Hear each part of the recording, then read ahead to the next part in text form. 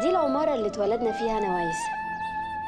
اتولدنا في نفس الشهر في نفس السنة، هو في أول ديسمبر وأنا في آخره، وبقينا نحتفل بعيد ميلادنا كل سنة في نفس اليوم 15 ديسمبر. جمعنا ال30 يوم بتوع الشهر وقسمناهم علينا. كل حاجة في الدنيا كنا بنقسمها علينا.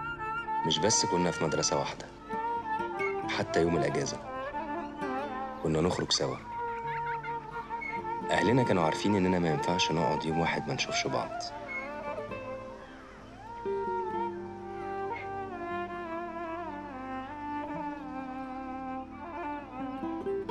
ويظهر إنها كانت بتغير عليا من ساعتها.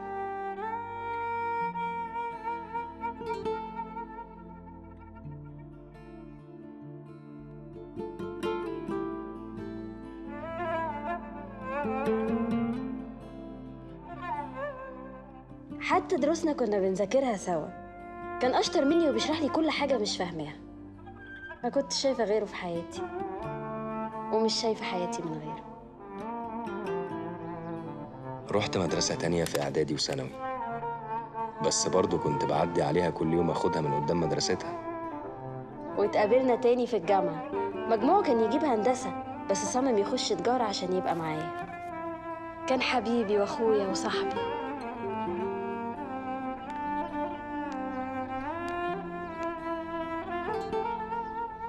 ماتت أمي، وسارة بقت أمي.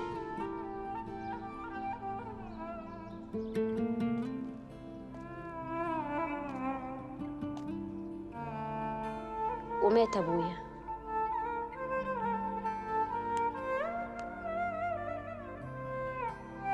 وعيسى بقى أبويا.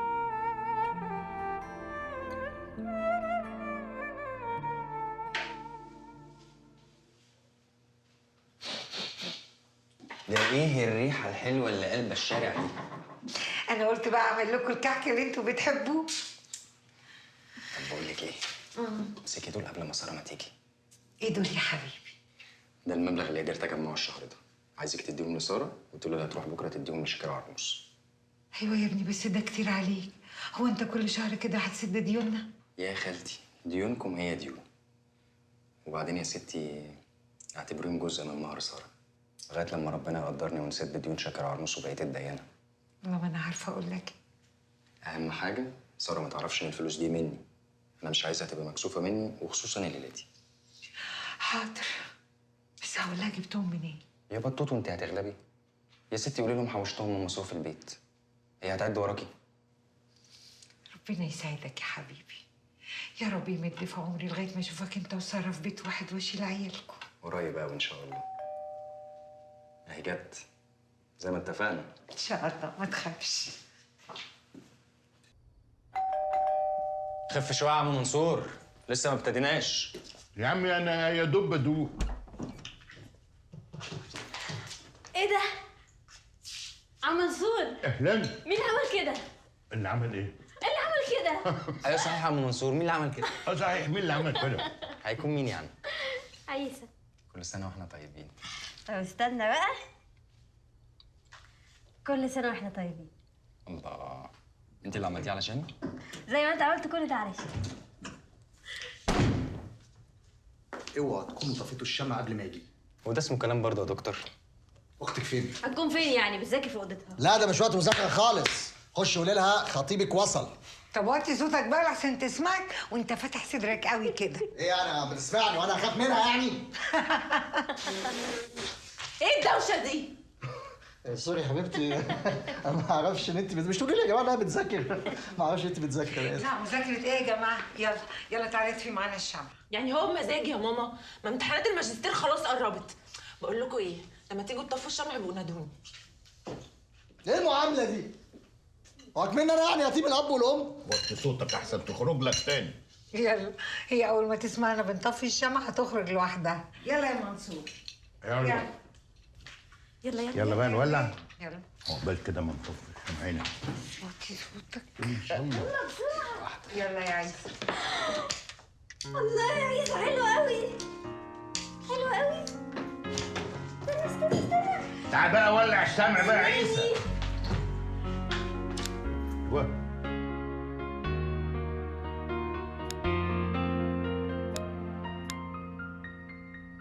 يلا يا جماعه، ها؟ اطلع يا اسطى. هابي بيرثداي تو يو، هابي بيرثداي تو يو، هابي بيرثداي تو سارة، هابي بيرثداي تو يو. سنة حلوة يا جميل، سنة حلوة يا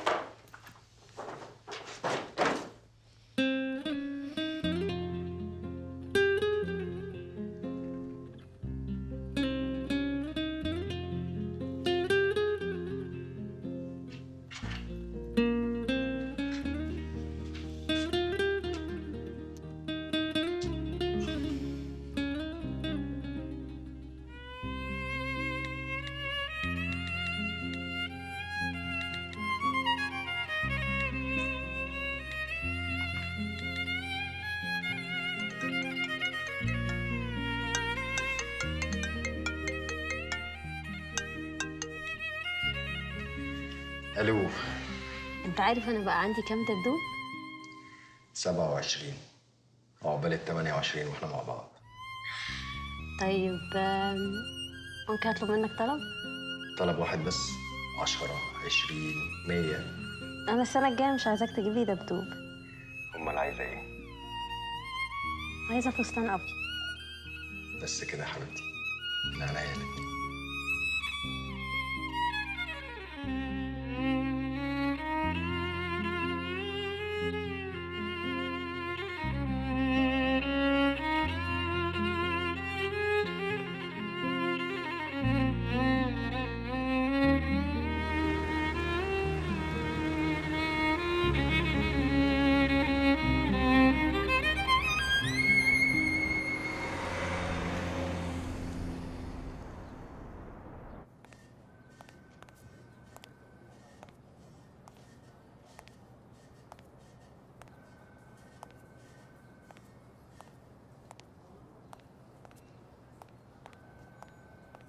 مساء الخير.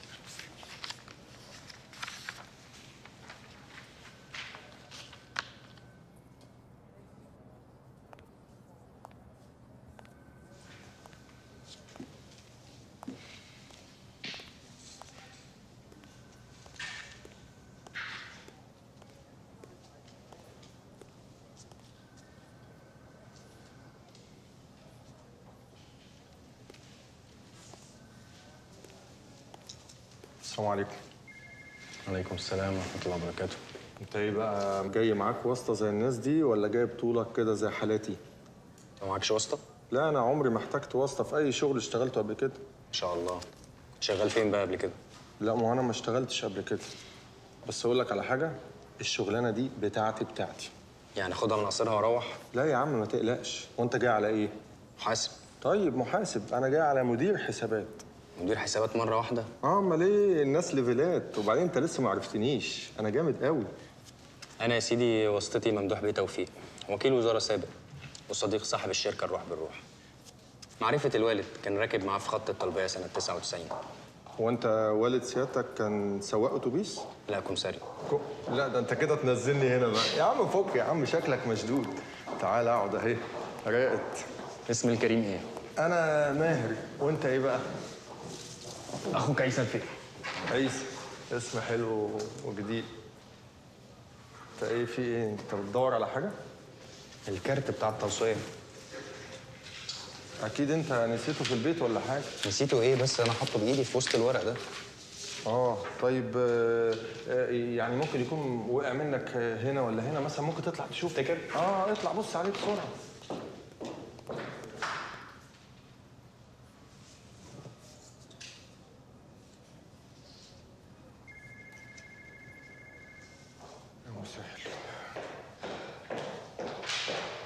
عيسى منصور الفقي. ايوه يا فندم، ايوه يا فندم. انت عيسى الفقي؟ لا هو الحقيقه مش انا، بس هو كان قاعد وزهق ومشي وقال لك عيسى الفقي. ايوه هو جه. انت عيسى الفقي؟ انا حسام. لقيت الكارت؟ لا ما لقيتوش. طب يلا يا جماعه ما تضيعوش وقتنا، اتفضل.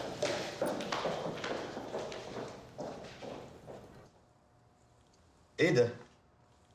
هو انت اشتغلت في كل الشركات دي في خلال سنتين بس؟ مظبوط يا فندم. سبتها ليه؟ يعني كل مره بيبقى سبب مختلف. تقدر تقول كده حضرتك ان انا ما احبش اشوف الغلط واسكت عليه. الغلط؟ اه يا فندم الغلط. طيب يا عيسى، احنا في خلال يومين ان شاء الله هنكلمك. اتفضل. طب ولو ما اتكلمتوش حضرتك؟ لا لو ما كلمناش نبقى مش عايزينك. فرصة سعيدة. على فكرة ده أحسن واحد جه النهاردة. وأنت عرفت منين بقى؟ أكيد بيتهيألك. الولد عنده خبرة ومتخرج من الجامعة بجيد جدا. خبرة إيه بس يا شريف؟ بيقول لك ساب 5 شركات في خلال سنتين، ده طبيعي يعني؟ ياسر بعد إذنك، أنا مدير الحسابات ومحتاج واحد في كفاءته. ما تقلقش أكيد هنلاقي غيره.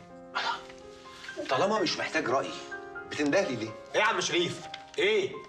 واحنا مش هينفع نعدي يوم غير لما نتخانق أنا وأنت؟ الظاهر كده. بعد إذنك. اتفضل.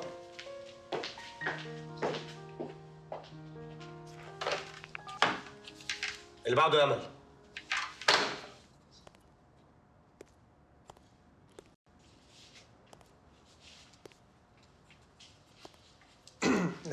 صباح الفل يا فندم. ماهر شعبان من طرف حبيبك ممدوح توفيق. بيعشقك، ربنا يحبب فيك خلقه.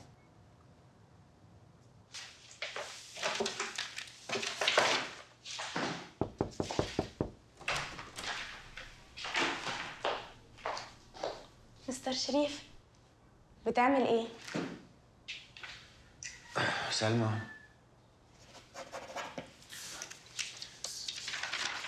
ده طلب اجازه عايزك تقدمي لي ياسر. اجازه قد ايه؟ معرفش، يمكن ما ارجعش تاني سلمى. لا قصدي يعني الشركه مش هينفع تمشي من غيرك يا مستر شريف. انت الوحيده اللي شايفه كده يا سلمى. كلنا شايفين كده الا ياسر. ياسر انا حافظاك كويس، هو اكتر بني ادم محتاجك. ياسر بيتهيأ له علشان هو صاحب الشركه لازم يبقى فاهم في الشغل اكتر مني، مع ان انا اللي فاتح الشركه دي من 15 سنه مع والده الله يرحمه. طب ما انت فاهم كل حاجه اهو. ايوه سلمى، بس خلاص ما بقتش قادر استحمل اكتر من كده. طب روح هدي اعصابك وريح اسبوع في البيت، لكن توعدني ترجع تاني. انت لو مشيت من الشركه انا كمان همشي. عن اذنك يا سلمى.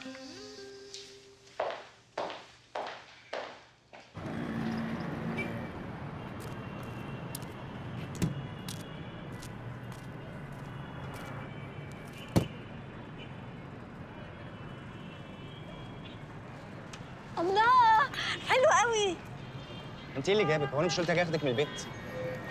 مبروك يا حبيبتي، ما قدرتش استنى بصراحه وما اشوفش العربيه الجديده. ادعي لي بقى ربنا يقدرني على قسطها. طب بص بقى انا جبت لك ايه؟ السبحه دي علشان تعلقها في العربيه وطول ما انت سايق تبص لها وتفتكرها. بس انا مش محتاج حاجه افتكرك بيها. وانا بقى كل ما افتكر ان انت العربيه دي هيقعد فيها جنبك ستات حلوين ابقى عايزه اكلهم بسناني. ما تقلقيش هيقعدوا ورا. يا شيخ انا مش ضمني بقى ان شاء الله. تحب اشيل لك الكرسي؟ ماشي ماشي يا عيسى، اقعد اتريق وهرج كده وانا فعلا بجد يعني هموت من الغيظ. ده انا اللي هموت من الغيظ، ده انا مش شايف ست حلوه في الدنيا دي كلها غيرك. طب انا بحبك. طب يلا اوصلك على البيت عشان اطلع على الشركه اوريهم العربيه ويركبوا لي الGPS والجهاز اللي هيربطني بالشبكه بتاعتهم. لا لا بلاش توديني على البيت، وديني محل شركه. تاني يا ساره؟ يا عيسى بقى علشان خاطري. يا ساره انا مش عايزك تشيلي الهم معايا. طيب هو احنا مش اتفقنا قبل كده ان احنا كل حاجه هنقسمها بينا احنا الاثنين؟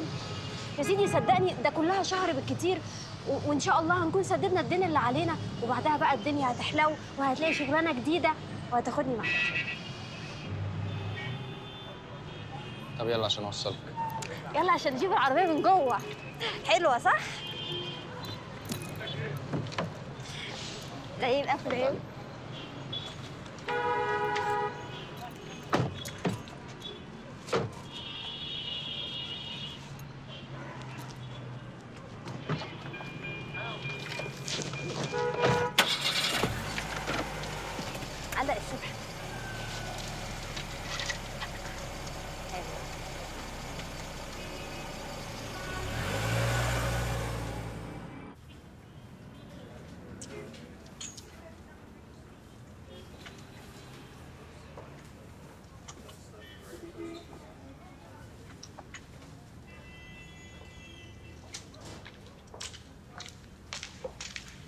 مساء الخير. مساء الورد. كنت متأكد إنك راجعة. بص أنا مش معايا فلوس، فمش جاية أكملك قسط الشهر ده. أنا عارف. أنت جاية تقولي لي إنك وافقتي تشتغلي معايا، صح؟ عرفت منين؟ يا بنت الناس صدقيني مش هتلاقي حد يريحك قدي. بس نتفق الأول. نتفق بس على إيه؟ بص أنا مش هقدر أشتغل طول اليوم، فعلى الساعة 5 بالكتير أكون ماشية من هنا. طب ما تخليها على المغرب عشان أكمل أنا لوحدي. وأجازتي الجمعة. هي الجمعة مش أجازة المحل يا سو، بس ماشي اشتريت. ويا ريت يعني تزود لي مرتبي شوية، كفاية قوي إن نصه هيروح في القسط. يا ستي مش هنختلف، بس انت وشطارتك يا سو هتزودي الإيراد هظبطك في الحوافز. ماشي، أنا جاهزة من أول أسبوع. ما تخليها من بكرة طيب. على طول كده؟ احمد ربنا إن أنا ما قلتلكيش من النهاردة. ماشي، متشكرة. السلام عليكم.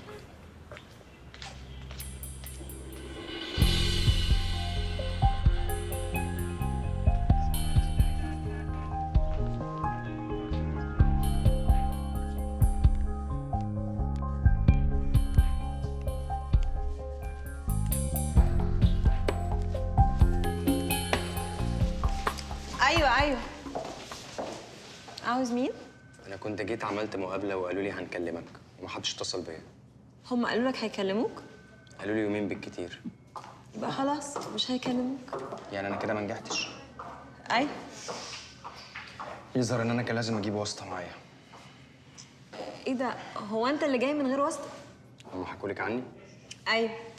انت عارف انك عملت مشكله كبيره جدا مع رئيس الشركه ومدير الحسابات؟ هو مدير الحسابات كان مقتنع بيا جدا، انما رئيس الشركه ده قعد يهري من ساعه ما دخلت، وراجل غتت غتاته انا اخته على فكره. بس طيب قوي وابن حلال. كويس انك فرملتيني قبل ما اعك الدنيا اكتر من كده. حصل خير، انا اسف. اتفضلي.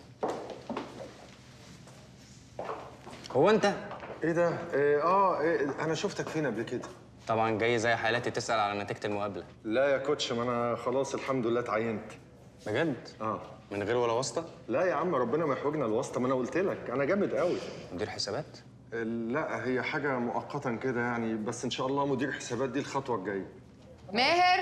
ايوه، ما فيش اسره واحده، ما فيش القاب ولا. يا ماهر. ايوه فين القهوه بتاعت مستر ياسر؟ ما انا قلت لك حاجه مؤقته يعني، هم بيحبوا يشربوا من البن بتاعي انا. بسرعه. معلش ممكن سؤال؟ اتفضل. هو ماهر ده اتعين هنا عندكم؟ ماهر ماسك البوفيه بس لسه تحت الاختبار. بوفيه وتحت الاختبار؟ ايوه غلبان، دبلوم تجاره وكان جاي متخيل ان احنا هنشغله محاسب. محاسب ايه ده؟ كان جاي على مدير حسابات. بسرعه يا ماهر.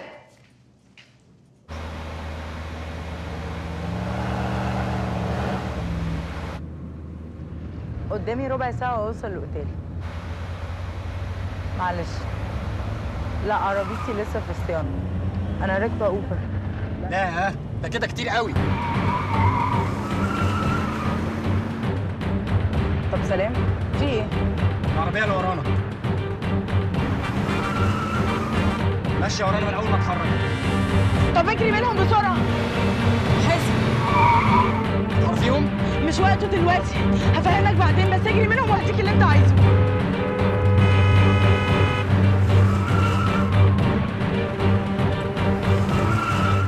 بسرعة لو سمحت.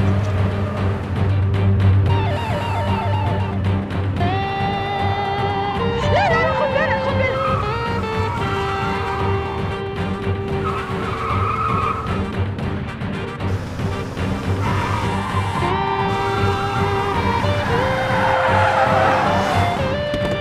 حلال يا عسل. هنعمل ايه؟ زاري. تعالي.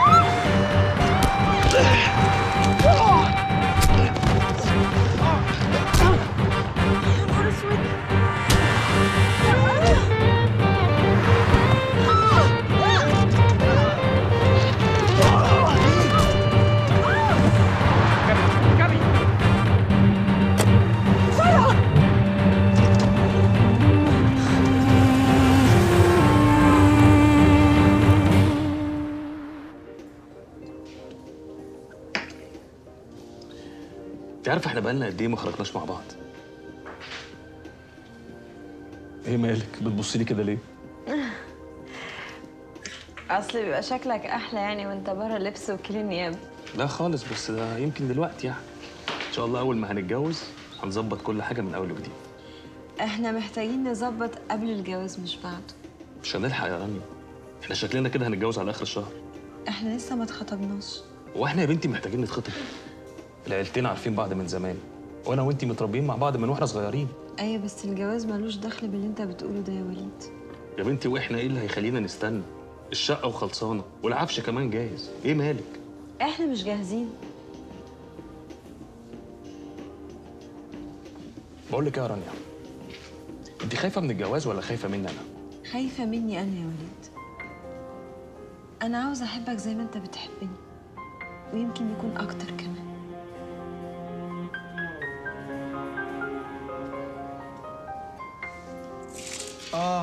معلش هتبقى كويس. معلش. ما كنتش فاكرة إن الدنيا لسه فيها رجالة زيك. كنت هتموت نفسك عشان واحدة ما تعرفهاش. منه لله بقى ابويا هو اللي عودني على كده.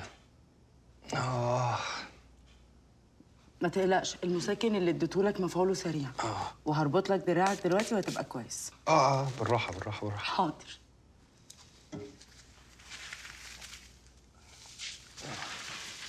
انت دكتوره ولا ايه؟ تقدر تقول نص دكتورة. نص دكتوره؟ ازاي يعني؟ خرجت من رابعة طب. خرجتي حسن سير وسلوك ولا ايه؟ تقريبا. لا بجد، انت كان فاضل لك سنتين. حكاية مش عايزة افتكرها دلوقتي ومش وقتها. هما مين اللي كانوا عايزين يأذوكي دول؟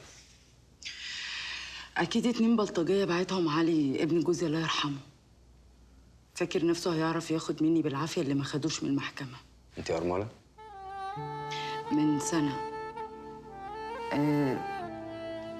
اتجوزت راجل أكبر مني في السن وكان غني. هو اللي خلاني أسيب الكلية. مراته وولاده فرحوا إني ما خلفتش منه، يعني عشان ما أجيب لهمش حد يشاركهم في الميراث. ما كانوش يعرفوا إن أبوهم كتب لي الشركة ونص أملاكه باع وشرى قبل ما يموت. ايوه بس انت لازم تبلغي البوليس عشان ما يحاولش يأذيكي تاني. أكيد هعمل كده. هروح أعمل محضر. بس أنا لو احتجتك هتيجي تشهد؟ طبعا، انا تحت امرك. طب هعمل لك حاجة تشربها. لا لا لا ملوش داعي. انا اتأخرت وزمان ابويا قلق عليا. لا ما ينفعش، لازم تشرب حاجة. معلش خليها مرة تانية بعد اذنك. اتفضل.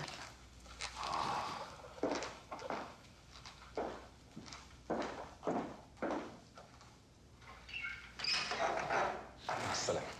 مع السلامة.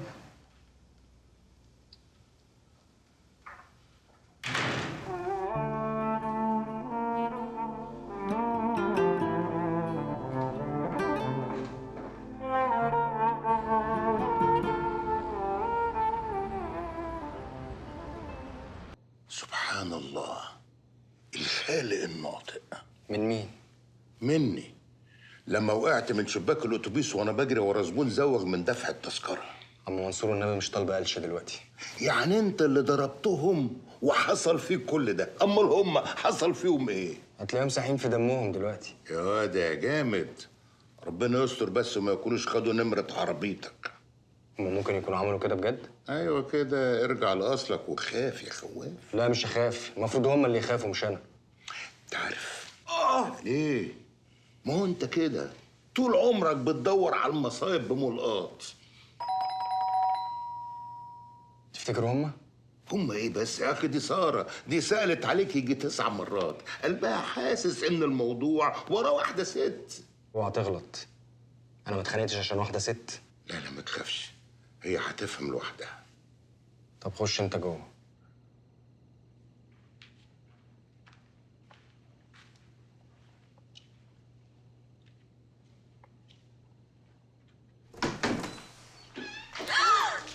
مين اللي عمل فيك كده؟ مفيش، دي خناقه بسيطه.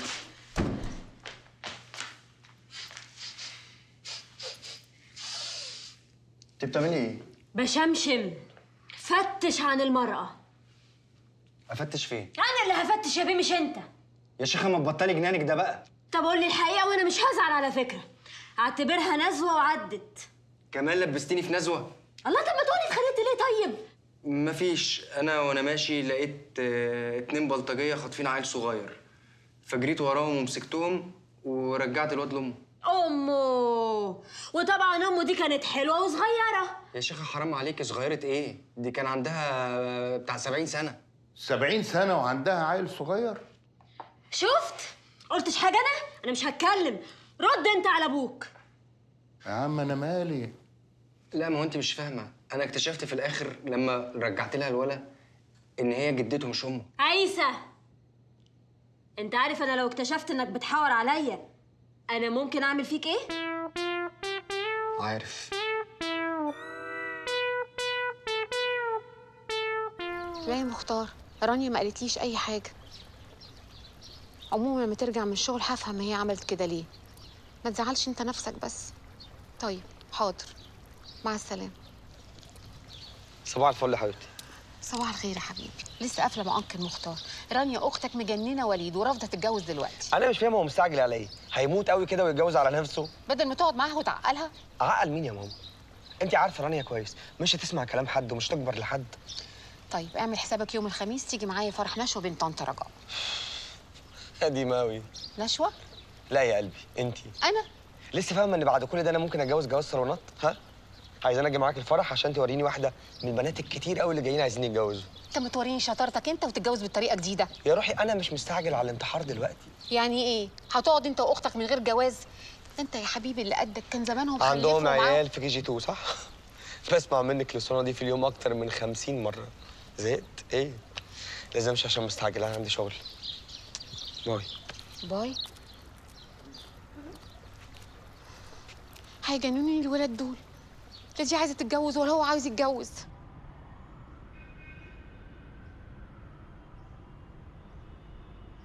عجبتك الشركه؟ جدا. بصراحه ما كنتش فاكرها كبيره وشيك كده. شكرا. شكرا كمان انك رحت تشهد في الاسم. ان شاء الله يقدروا يجيبوا العيال البلطجيه دول. على فكره انا لو شفتهم هطلعهم من وسط 1000. طب اعمل حسابك بقى ان هم ممكن يحتاجوك في النيابه. برضه جاهز. صباح الخير. صباح الخير. عايزه يا علاء، الراجل الشهم اللي انا كلمتك عنه. اهلا وسهلا. اهلا وسهلا. علاء مدير الشركه والمحامي بتاعي، وكمان جوز اختي اللي انت شفتها في سكرتاريه بره. اهلا وسهلا. اتفضل. ايه ده؟ ده مبلغ بسيط، الاستاذه ما قالت لي حضره لك قصاد وقفتك جنبها. وانت طلبتيني النهارده عشان ده؟ انت تستاهل اكتر من كده. انا اسف. مش هقدر. طيب عن اذنك انا. اتفضل اقعد يا عيسى. ما كنتش فاكره ان موضوع الفلوس هيزعلك قوي كده. انا مش زعلان منك، انا زعلان من الوضع اللي اتحطيت فيه وخلاكي تتعاملي معايا على اني مجرد سواق انقذك من 2 بلطجيه. تقصد ايه؟ بقول لك ايه، هو ايه حكايه الواد اللي جوه ده؟ ماله؟ رفض ياخد ظرف الفلوس من غير ما يعرف في كام. عادي يعني، الراجل عنده عزة نفس. قصدك ايه؟ قصدي اللي انا قلته.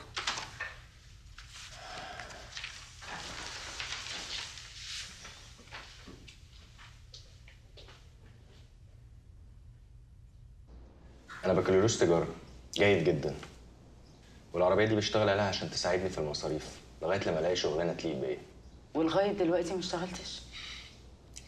اشتغلت كتير قوي، والسي في بتاعي مليان شهادات خبره. طيب ممكن تجيبهولي معاك المره الجايه؟ تضحك على ايه؟ انا فعلا محتاجه محاسب شاطر.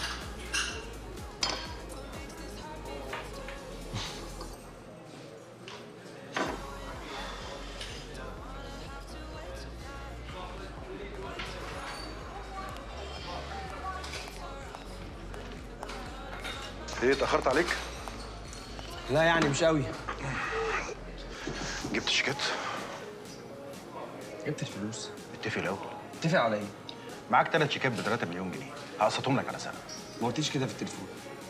قلت لي انت هتيجي تسدد الشيكات عشان ما اوديهاش النيابه. هتفرق معاك في ايه؟ ما انت كده كده هتاخدهم. لا هتفرق كتير. سدد كله على دفعه واحده. وايه اللي هرفع قضيه الصبح؟ وانت هتستفيد ايه لما تحبسني؟ اشفي غليلي يا جدع. كفايه انك دخلت شاركتني عشان تنصب عليا. انا عمري ما كنت نصاب. يبقى تدفع اللي عليك. خاف مني يا ياسر يا شواربي، مصلحتك ما تخسرنيش. انت اللي خاف مني يا نعيم. الشيكات اللي معايا دي كل شيك فيهم هتاخد فيه 3 سنين على الاقل. نعيم ما تحبس، لسه ما اخترعوش كلبشات تيجي على مقاسه.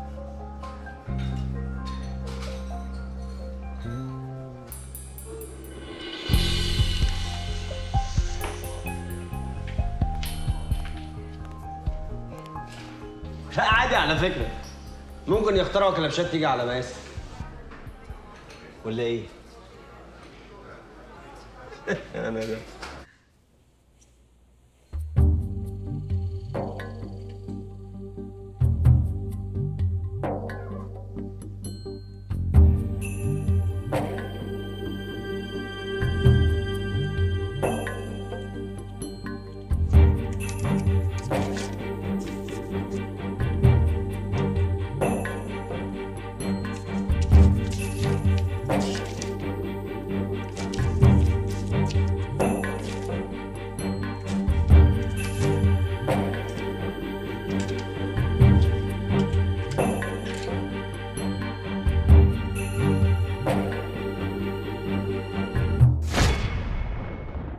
كنت فين يا بيه لحد دلوقتي؟ الله يكون في عونك يا ابني. انا لا يمكن احط البتاعه دي في جسمي. الخناقه المره دي غير اي خناقه. انت حبيت ترد له ضربه الشيكات. ركز في شغلك وبس. كده هتبقى قضيه. انت ليه ما عملتش محضر بعد الحادثه؟ انا محتاجه لك قوي يا عايزه. انا جاي النهارده عشان اعتذر عن الوظيفه. فهموا ان رانيا ما سابتوش، هي بس مأجله الجواز. انا بقالي شهر كل ما اقرب منك تبعدي. هو مش كان خلاص اتصالح مع عيسى وخد التعويض اللي هو عايزه؟ انت نطيت ازاي في الاتوبيس وهو ماشي؟ خليه يشتغل عندها ويحوش